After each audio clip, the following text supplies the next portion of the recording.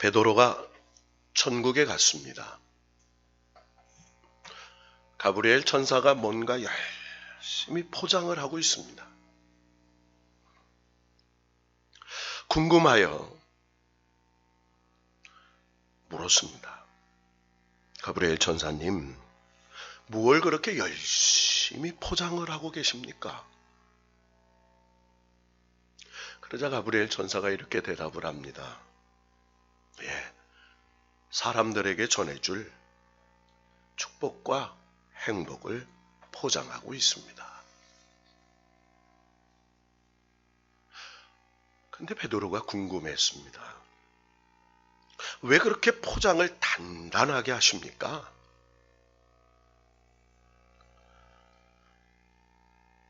사람들에게 전해주려면 멀기도 하고 시간도 많이 걸려서 튼튼하게 포장하지 않으면 전달할 수가 없습니다.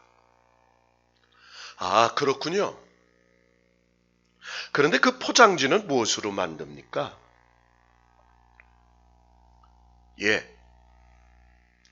축복과 행복을 감싸고 있는 이 포장지는 시련과 고난입니다. 이것을 벗기지 않으면 행복과 축복이라는 선물을 받을 수가 없습니다. 베드로가 다시 가브리엘 천사에게 물었습니다. 그러면 그 고난이라는 시련이라는 단단한 포장은 무엇으로 열 수가 있습니까? 그가 이렇게 대답을 합니다. 시련과 고난이라는 포장을 열 수 있는 열쇠는 바로 감사와 믿음의 마음입니다. 감사하는 마음으로, 믿음의 마음으로 아름답게 살아가면 시련과 고난이라는 포장을 열고 행복과 축복이라는 선물을 받을 수 있는 것입니다. 참 의미심장한 말입니다. 그리스도인의 일생은 믿음으로 살아가는 일생입니다.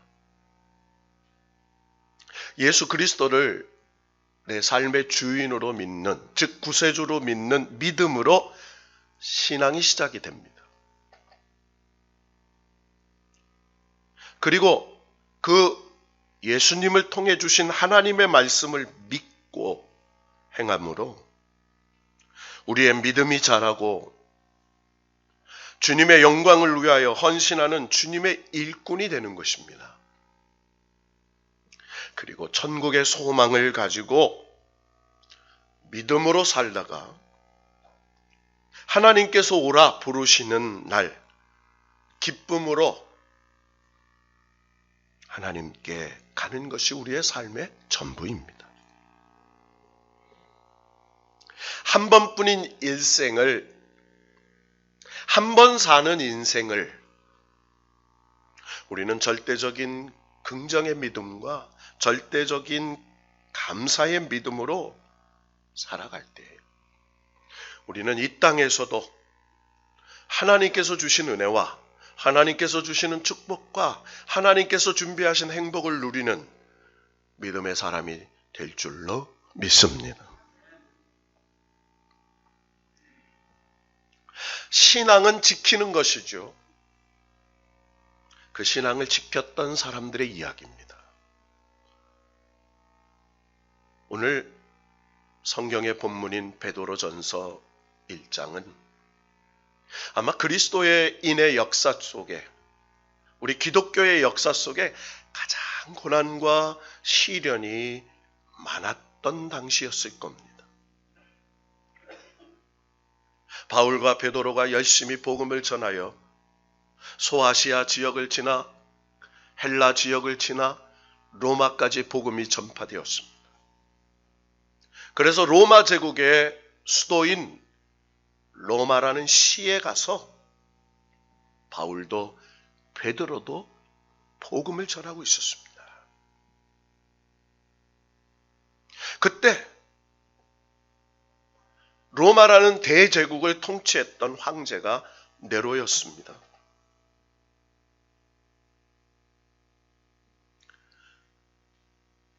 AD 60년에 이 네로 황제가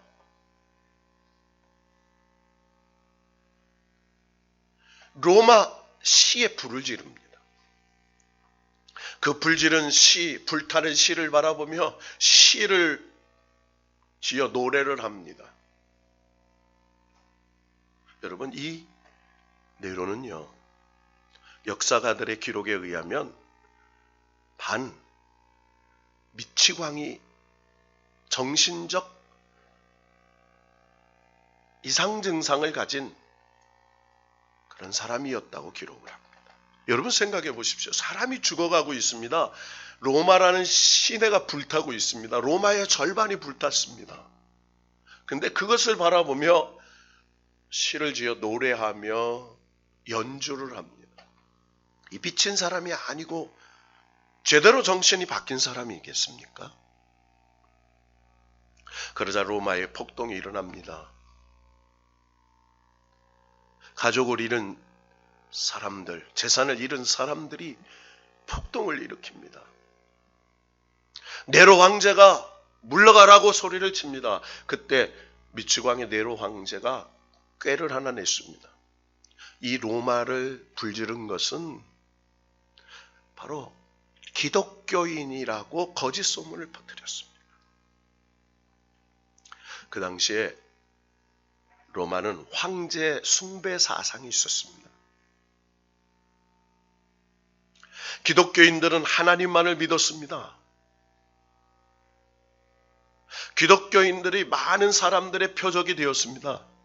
그것을 이용한 네로가 기독교인들이 로마 시내에 불을 질렀다고 거짓 유언비어를 퍼뜨렸습니다.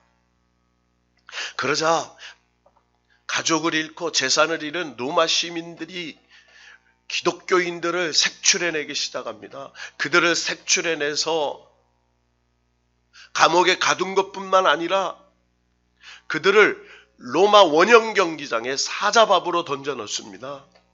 그들을 화형에 불태워 죽여버렸습니다. 심지어는 십자가의 형에 매달아 고통 중에 그들을 죽였습니다. 그러자 많은 기독교인들이 로마를 떠나서 그 박해를 피하여 그리스 헬라 지역으로 그리고 소아시아 지역으로 흩어져서 그곳에도 로마 황제의 명령이 내려져서 예수 그리스도를 믿는 사람들을 색출해내어 잡아서 압송해 가기 시작합니다. 그러자 그들이 땅속 굴을 팔아서 깊은 지하에 숨어서 신앙을 지킵니다. 그래서 지금 터키 소아시아 지역인 갑바도기아에 가보면 카타쿰이라는 지하 동굴이 있는데요.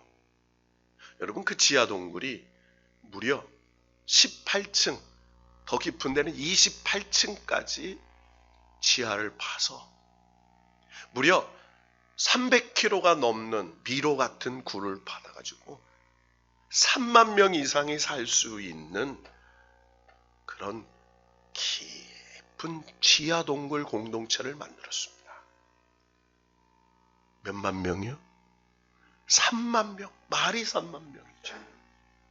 그곳을 저도 가본 적이 있습니다. 캄캄한 곳에 중간중간에 불을 켜놨습니다. 안내자를 따라 들어가는데요. 밖에는 뜨거운 여름이었는데 그 지하는 추울 정도로. 그런데 안내자를 따라가지 않으면 미로 같아서요. 나올 수가 없어요. 여러분 생각해 보십시오. 수십 층입니다. 300km가 되는 미로예요. 어떤 곳은 넓은 곳이 있어요. 그곳이 학교랍니다. 또 어떤 곳에는 칸막이가 되어 있어요. 여러분 석회암으로 되어 있기 때문에 사람의 손으로 도구로 굴을 판 거죠. 짐승들을 키우는 축사가 있어요. 어떤 곳에는 우리 예배당만큼 큰 공간이 있습니다. 거기가 사람들이 모여 예배하는 교회당이었습니다. 학교, 식당, 축사, 교회. 여러분 250년에서 300년을 박해를 받았으니 그 카타콤에서 태어나서 한 번도 땅 위에 올라오지 못하고 죽은 사람들이 있을 정도로.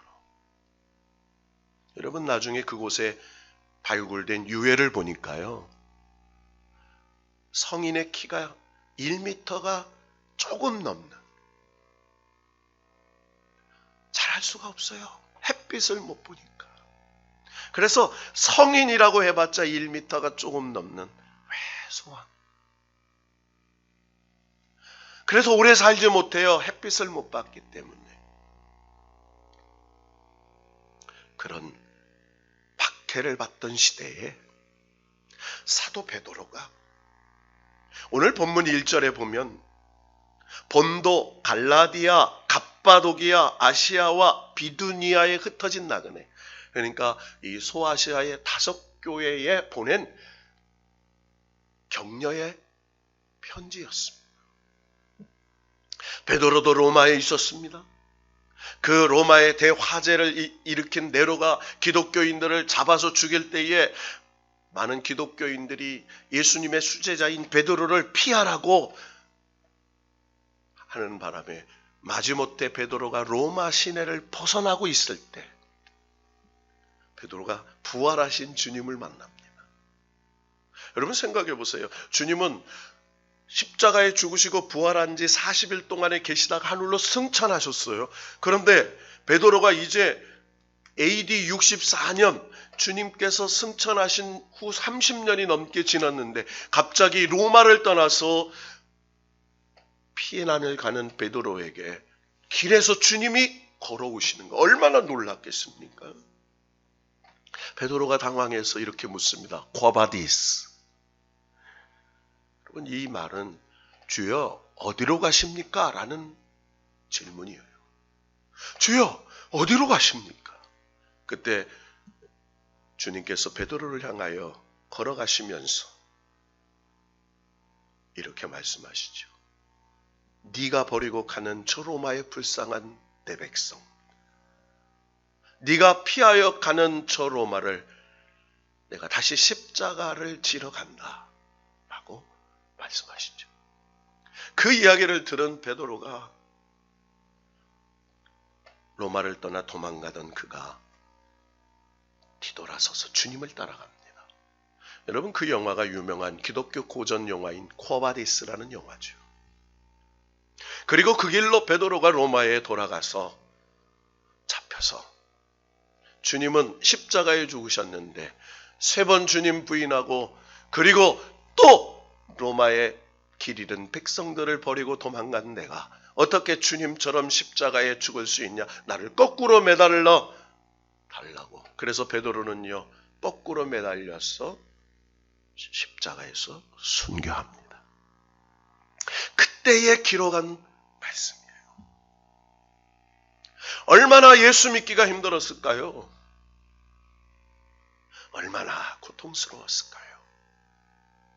그런데 그 감옥에서 그 고난 속에서 베드로에게 말할 수 없는 소망과 기쁨이 있었습니다. 그 소망과 기쁨을 지금 흩어져서 내일을 기약할 수 없고 그리고 내일 어떻게 될 줄 모르는 그 시련과 고난 중에 있는 하나님의 백성들에게 하나님이 주시는 위로와 소망을 전하려고 기록한 말씀이 베드로 전후서입니다. 특별히 1장 1절에 보면 갑바도기아 이렇게 나와 있죠. 바로 이 갑바도기아는 지금의 터키 소아시아 지역에 있는 곳이에요. 바울의 선교 여행지의 하나입니다. 나중에 기회가 되면 가보면요. 야, 사람이 이렇게 할 수도 있구나 라고 하는 현장을 목도하면서 오늘도 역사 중에 살아 역사하신 하나님이 그 백성들이 어떻게 믿음을 지켰는지 가슴이 뜨거워지는 현장을 목도하게 될 겁니다. 바울은 그들에게 이렇게 말합니다. 우리는 이 세상에 잠깐 지나가는 나그네 인생입니다. 이 땅에 소망을 두고 살면 안 됩니다. 이 세상이 주는 소망은 일시적인 소망이고 사라지는 소망이고 헛된 소망입니다. 우리가 가진 산 소망, 이 땅에 사는 동안 예수 잘 믿고 하나님 영광 위에 살다가 주님께서 오라 부르실 때 저 영원한 산 소망의 땅으로 우리는 가는 것입니다. 여러분에게 지금 시련과 고난이 있지요? 그래서 오늘 6절에 보면 이 베드로가 이 성도들에게 이렇게 말합니다. 여러분이 여러 가지 시험으로 말미암아 근심 중에 있지요. 이 말이에요. 근심 중에 있어요.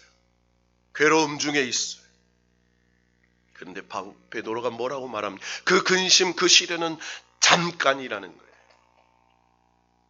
그 시련, 그 근심이 오히려 여러분을 기뻐하게 되는 날이 올 것이다. 이렇게 얘기합니다. 여러분, 이 말씀의 현장을 끌어서 오늘 우리의 삶으로 한번 와보십시다. 여러분 지금 다 앉아서 마스크 뜨고 말씀을 듣습니다. 그리고 온라인으로 가정에서 예배를, 직장에서 삶의 현장에서 예배를 드립니다. 우리 성도 중 안에는 어쩔 수 없어서 출근해서 예배 삶의 현장에서 지금 인터넷으로 예배를 드리고 있는 성도도 있습니다. 코로나 팬데믹이 전 세계를 강타했습니다.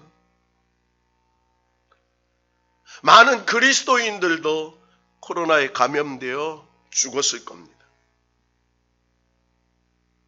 지금 긴급 병상 앞에 신음하고 있는 사람도 있을 겁니다. 소상공인 중에 그리스도인도 있을 겁니다. 재정적인 타격을 받고 있을 겁니다. 우리 젊은 청년들은 직장을 구하지 못하고, 아니 아르바이트조차 할 수 없는 어려운 현실에서 희망을 갖지 못하고 내가 어떻게 살아야 되나? 결혼은 해야 되나? 내일 일을 기약할 수 없는 오포 시대의 청년들로 살아가고 있습니다.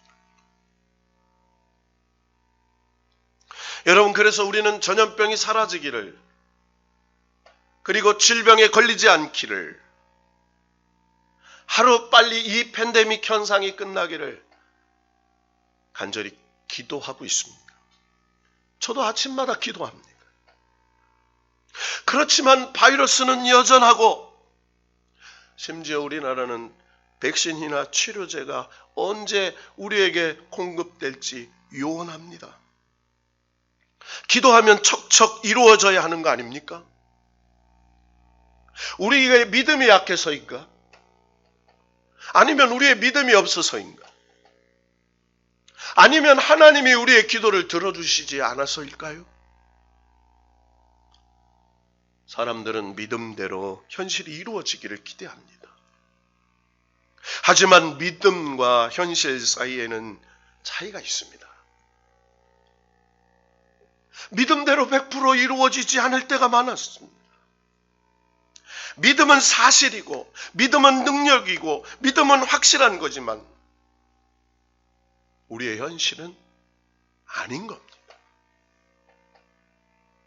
우리가 하나님을 믿는다고 하는데 이처럼 현실이 막막할 때 우리의 현실의 냉엄함 속에서 과연 우리가 잘 버텨낼 수 있을까요? 끝까지 우리의 믿음을 지킬 수 있을까요? 이 고민은 1세기 그리스도인들에게도 마찬가지였습니다. 지난주에 우리 성도들에게 금요기도회 때 한 얘기가 있습니다. 저보다 3살 어린 신학대학원 동기 목사님의 아들이 교통사고로 죽었습니다. 제 막내 아들보다 2살인가 1살인가 어립니다. 충격적인 일이죠. 제가 참 뭐라고 위로할 수 없어. 장례를 치르고 난 후에 알았습니다. 그래서 제가 어려워 전화를 못하고 문자를 드렸습니다. 목사님, 참 기가 막힌 소식을 들었습니다. 제가 전화할 용기가 나지 않아서 문자를 적습니다. 감히 하나님의 위로가 있기를 바랍니다. 우리의 소망은 하늘에 있지 않습니까? 조만간에 기도하고 세임 얻어서 만납시다 라고 문자를 보냈더니 그 며칠 후에 문자가 왔어요. 하나님이 저를 위로하고 계십니다. 목사님 걱정하지 마십시오. 저보고 형님 목사님이라고, 형님 목사님 걱정하지 마십시오. 하나님께서 제게 세임을 주시고 계십니다.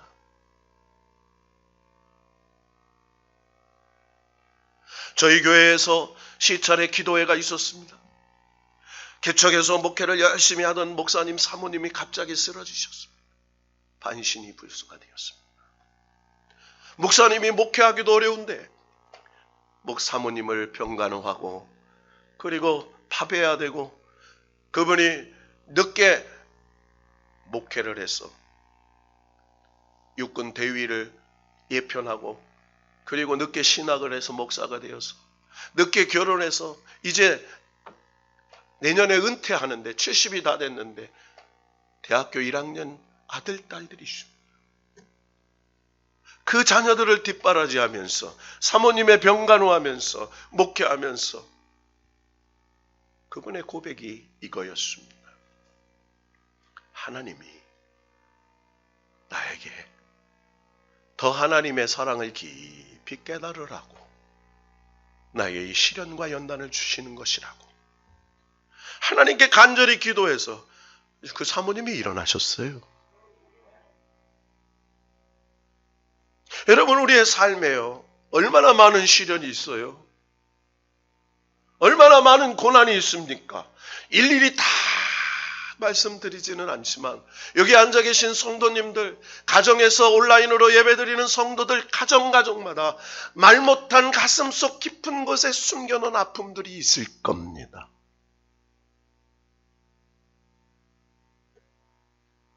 우리의 믿음과 현실 사이에 이 깊은 괴리는 무엇일까요?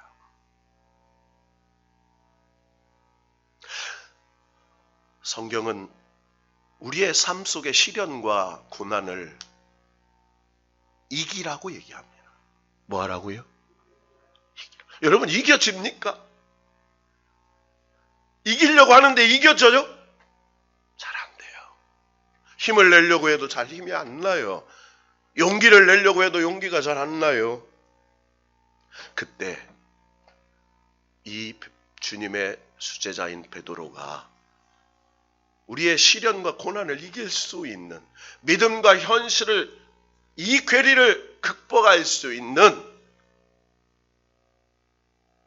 하나님의 말씀의 비밀을 가르쳐주죠. 오늘 3절의 말씀입니다. 우리 다 같이 한번 읽어봅시다. 시작. 우리 주 예수 그리스도의 아버지 하나님을 찬송하리로다. 그의 많으신 긍휼대로 예수 그리스도를 죽은 자 가운데서 부활하게 하심으로 말미암아 우리를 거듭나게 하사 산 소망이 있게 하시며. 아멘. 할렐루야. 우리 주 예수 그리스도의 아버지 하나님을 찬송하자, 이렇게 말해요. 성부 하나님을 말합니다. 하나님 아버지를 찬양하자. 왜? 그 하나님은 많으신 긍휼대로, 이렇게 말해요. 그러니까 이 긍휼은 하나님의 그 크신 용서하시는 사랑을 말하죠.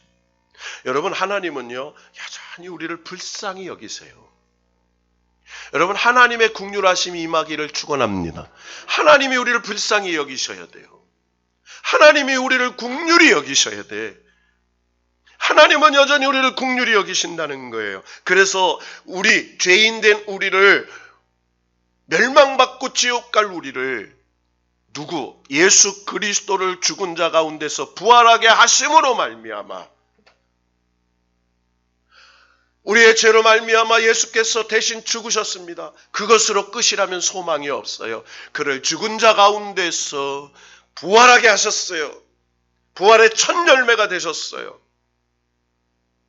그래서 우리에게 너희도 부활의 열매가 되어서 너희도 하나님의 아버지, 하나님의 아들, 딸들이 되게 해주신다고 약속하고 있는 거예요. 여러분, 부활하게 하신 예수 그리스도, 그 하나님 아버지를 찬송할 수 있기를 축원합니다. 부활하게 하셨어요. 그 부활하신 예수 그리스도를 믿음으로 거듭나게 하셨어요. 여러분, 여기에 소망이 있어요. 여러분, 저와 여러분은 거듭난 사람들입니다. 여러분, 태어날 때부터 소망이 없는 사람들이었어요. 태어날 때부터 희망이 없는 사람이었어요. 태어날 때부터 지옥 갈 수밖에 없는 사람들이었어요. 그러나 예수 그리스도의 부활의 소망으로 우리를 거듭나게 하셨어요. 다시 태어나게 하셨어요. 그래서 거기에 소망이 있다는 거예요.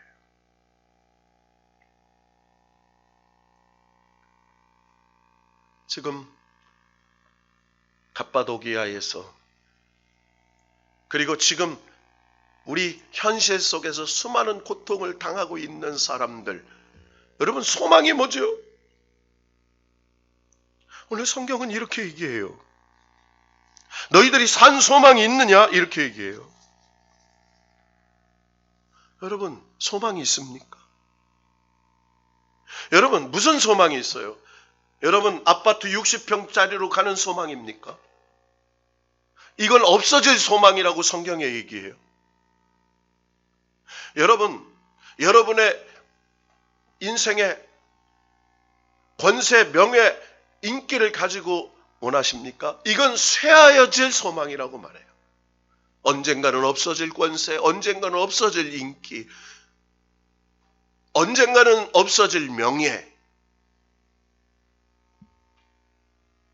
여러분, 여러분의 육신이 강건하고 여러분이 정말로 그렇게 살기를 원하세요.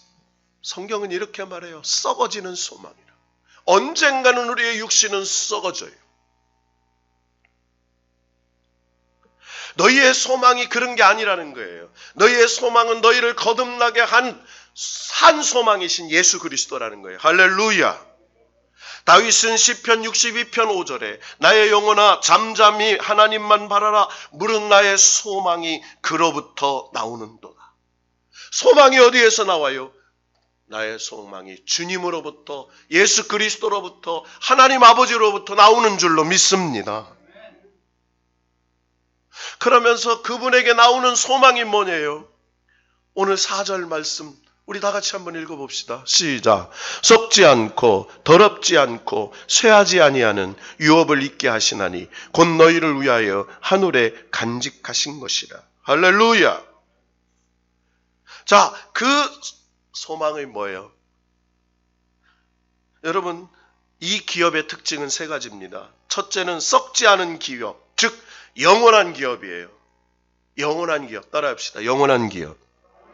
여러분, 이 땅의 기업은 영원하지 않아요. 그러나 그 기업, 하나님이 유업으로 주신 기업은 영원한 기업이에요. 둘째는 더럽지 않고, 그러니까 더럽혀지지 않는 기업이에요. 다른 말로 거룩한 기업이라는 거예요.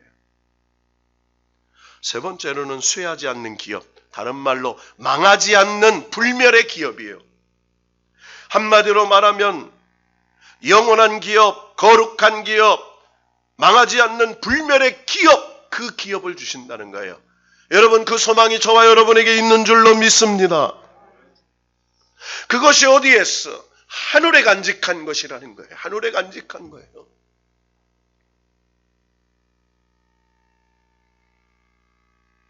참 인생 잠깐이죠. 정말 잠깐이에요. 우리 장로님들 죄송합니다. 몇 해 전만 해도요. 강건하셨어요. 하루하루가 새해지세요. 우리 권사님들요. 음식 잘했어요. 특히 우리 나 권사님 뭐 해주시면요. 참 맛있었어요. 우리 임 권사님이 다 마찬가지예요. 잠깐이에요. 정말 우리의 60, 80, 100이 잠깐이에요. 언젠가 가만히 문득 내가 고아구나 라는 생각이 들더라고요. 예, 저는 아버님을 일찍 여였어요. 그래서 홀어머니 밑에서 참 잘 자랐어요. 어머님의 사랑으로 자랐어요. 근데 저희 어머님이 늦게 예수 믿고 90세가 넘는 연세로 돌아가셨어요. 근데 어느 날 아버지도 없고 어머니도 없고, 그러니까 형제지간이 만날 일이 별로 없어요. 근데 문득 외롭다는 생각이 들어요. 하루는 저희 아내를 데리고 저희 어머님이 묻히신 가서 어머님 무덤에 풀을 뜯으면서 거기에 누구 집사 이렇게 적혀 있어요. 좀 잘해드릴 걸 라는 마음이 이렇게 들어요. 근데 안 계시잖아요. 여러분, 자식을 키우다 보니까 부모님 마음을 알겠는 거예요. 그때 하나님이 제게 마음을 위로해 주셨어요. 야, 영원한 아버지가 계시잖니. 맞아요. 저와 여러분의 영원한 아버지 하나님, 영원하신 아버지 하나님, 그분이 저와 여러분의 아버지 하나님이신 줄로 믿습니다. 남편도 떠납니다. 부모님도 다 떠나요. 아내도 떠나요. 내 이웃에 있는 다 떠나요. 거기가 우리의 위로의 소망이 부모가 아니에요. 하나님 아버지, 성령 하나님이 우리와 함께 하셨어. 그리고 우리에게 주신 그 소망으로. 자, 그러면서 뭐라고 얘기합니까? 5절에 보니까 너희는 말세에 나타나기로 예비하신 구원을 얻기 위하여, 이렇게 말해요. 말세에 나타내기로 예비하신 구원. 그러니까 이 구원은요, 완전한 구원을 말해요. 우리가 예수 믿음으로 거듭났어. 영적인 구원을 받았어요. 여전히 영적인 구원을 받고 사는데 삶에 문제가 있어요. 질병도 있고 어려움도 있고 자녀의 문제도 있고 실패도 있어요. 이게 삶의 구원을 이루어요. 그런데 육신의 몸을 입고 사는 동안은 병들고 아플 때가 있어요. 그러나 영화로운 예수 그리스도의 부활의 몸, 그 영원하신 아프지도 쇠하지도 슬픔도 괴로움도 없는 하나님의 거룩하신 영화로운 몸으로 변화되는 그 예비하신 영원한 구원을 얻기 위하여, 이렇게 얘기해요. 믿음으로 말미암아 하나님의 능력으로 보호하심을 받았느니라. 할렐루야. 하나님의 능력으로 보호하심을 받고 살아. 뭘? 믿음으로. 하나님이 나를 능력으로 보호해 주시는구나. 뭘 얻기 위해요? 말세에 예비하신 그 영원한 구원, 그 전인적인 구원. 자, 그걸 얻기까지 너희가 이 땅에 나그네로 살아요. 그러므로 너희가 이제 여러 가지 시험으로 말미암아 잠깐 근심되지 않을 수 없으나, 이 말은 뭐예요? 예수 믿어도 너희들이 시련과 근심당할 일이 있어. 잠깐 근심당해. 여러 가지 일이 있지. 자녀 때문에 있지. 먹고 사는 것 때문에 있지. 질병 때문에 있지. 인간관계 때문에 잠깐 근심할 수 있어. 그러나 그 잠깐 당하는 근심, 믿음을 가진 너희에게는 도리어 오히려 크게 기뻐하는 축복으로 바뀌게 될 줄로 믿는다. 이 말이에요. 오히려 그 시련, 그 고난 때문에 기뻐할 거야. 너희들이 놀라운 은혜로 하나님께 영광을 돌릴 거야. 자, 말씀 정리합시다. 절반밖에 안 했지만 말씀 맺읍시다. 7절 8절 읽고 말씀 진행합시다. 시작. 너희 믿음의 확실함을 불러 연단하여도 없어질 금보다 더 귀하여 예수 그리스도께서 나타나실 때에 칭찬과 영광과 존귀를 얻게 할 것이니라. 아멘.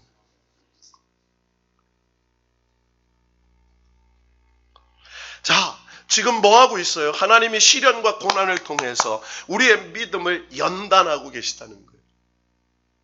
뭐 하려고? 지금 가진 믿음으로는 칭찬과 영광과 존귀를 얻을 수가 없어. 하나님이 예비하신 그 놀라운 산소망, 부르심의 그 놀라운 것을 받을 수가 없어서 하나님이 우리를 단련하고 계시는데 뭘로? 불로 연단하셔요. 믿음의 불로, 시련의 불로 우리를 연단하셔. 어떻게? 없어질 금보다 더 귀한 예수 그리스도가 나타나실 때 칭찬과 영광과 존귀를 얻게 하시려고 이렇게 얘기했어요. 여러분, 이 은혜와 축복이 임하기를 축원합니다.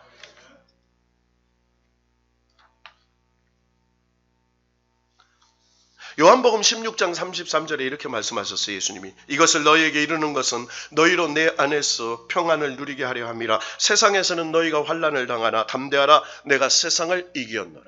따라합시다. 환난을 당하나 담대하라. 세상을 이기었노라. 여러분, 예수님도 환난을 당하셨어요. 예수님도 고난을 당하셨어요. 근데 그 예수님은 성령님의 능력으로 이기셨어요.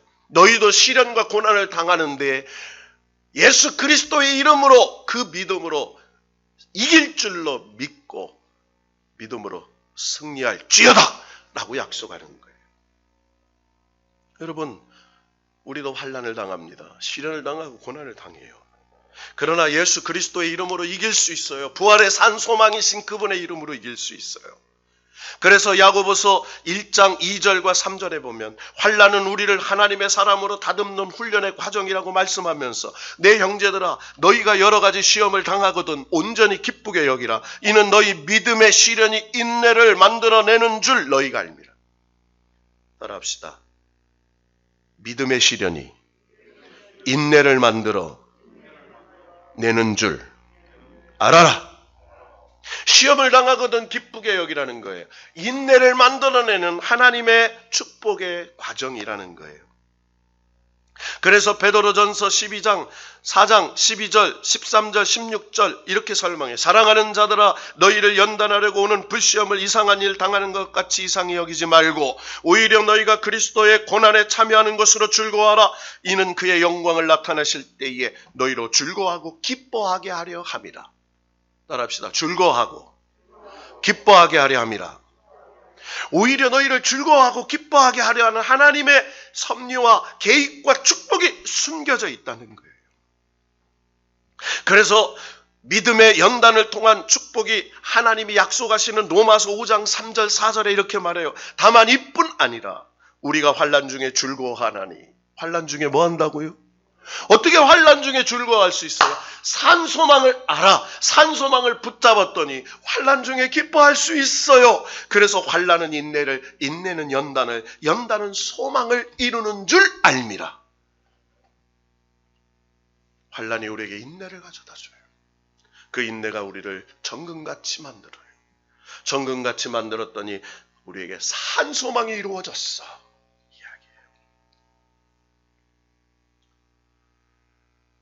여러분, 마지막 하나님의 축복의 약속이 이렇게 되어 있어요. 이 말씀의 결론은 베드로전서 1장, 베드로후서 1장 찾아봅시다. 이 말씀 읽고 베드로후서 1장 4절에서 8절 말씀 읽어봅시다. 4절에서 8절 시작. 이로써 그 보배롭고 지극히 큰 약속을 우리에게 주사 이 약속으로 말미암아 너희가 정욕 때문에 세상에서 썩어질 것을 피하여 신성한 성품에 참여하는 자가 되게 하려 하셨느니라. 그러므로 너희가 더욱 힘써 너희 믿음의 덕의 지식을, 지식의 절제를, 절제의 인내를, 인내의 경건을, 경건의 형제우애를, 형제우애의 사랑을 더하라. 이런 것이 너희에게 있어 흡족한즉 너희로 우리 주 예수 그리스도를 알기에 게으르지 않고 열매 없는 자가 되지 않게 하려니와. 할렐루야. 보배롭고 지극히 큰 약속을 우리에게 주셨는데 그 놀라운 약속을 썩어지는 것, 쇠하여지는 것, 없어지는 그런 소망이 아니라 정욕 때문에 세상에 썩어지는 거 얻는 게 아니라 신성한 성품 가지고 참여할 수 있기 때문에 하나님께서 우리를 이 정욕의 성품을 버리고 신성한 그리스도의 성품을 만들어 가시기 위하여 그래서 오늘 믿음의 덕의 지식을, 지식의 절제를, 절제의 인내를, 인내의 경건을, 경건의 형제우애를, 형제우애의 사랑을 더하라. 그래서 믿음에서 사랑에 이르는 하나님의 산 소망의 축복을 이루는 8가지 계단에서 단계예요. 하나님이 우리를 이렇게 단련하게 하셔. 자, 그런데 7번째 단계에 보면 형제 우애를 그렇게 말해요. 경건의 형제 우애를. 그러니까 마지막이 뭐예요? 화평하게 하질 않아. 가정도, 교회도, 그리고 목사님들의 모임도, 무슨 모임이든 사단이 화평치 못하게 막 분열하게, 나라도 시끄럽게 하고 모임도 막 시끄럽게. 왜?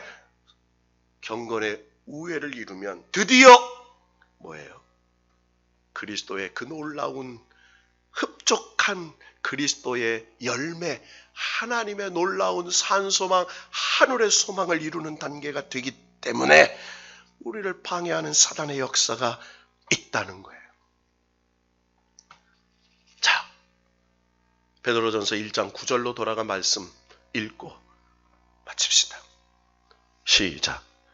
믿음의 결국 곧 영혼의 구원을 받습니다. 할렐루야. 영광스러운 즐거움으로 기뻐하니 믿음의 결국 곧 영혼의 구원을 받음이라. 여러분, 저를 보십시오. 저도 시련이 있습니다. 여러분도 시련이 있습니다. 여러분도 고난이 있습니다. 저도 고난이 있습니다.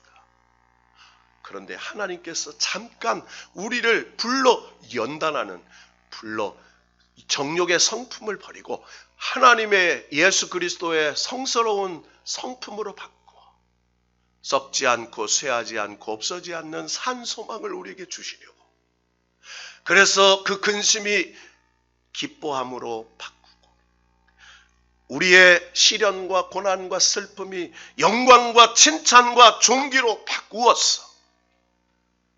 믿음의 결국 곧 영원한 구원으로, 영원한 하늘의 상급으로 우리를 축복하시는 하나님의 예비하심이 있을 줄로 믿고 믿음으로 승리하는 저와 여러분이 되어야 될 줄로 믿습니다. 그래서 우리는 시련과 고난이 닥칠 때 이렇게 얘기합니다. 살아계신 부활의 소망이신 예수의 이름으로 명하노니 나를 연약하게 하고 나를 두렵게 하고 근심케 하는 더러운 역사는 떠나갈지어다. 부활의 산 소망으로 하늘에 쇠하지 아니하고 썩지 아니하고 없어지지 않은 하나님의 상급을 바라보며 오늘도 믿음으로 살아가고 믿음으로 하나님께 영광을 돌리는 믿음의 소망의 사람이 된 줄로 믿고 예수의 이름으로 명하노니 세상의 고난과 시련은 떠나갈지어다. 세상과 시련은 떠나갈지어다. 하나님 영광과 존귀와 축복을 주시옵소서 선포하는 우리 모두가 되기를 주의 이름으로 축원합니다.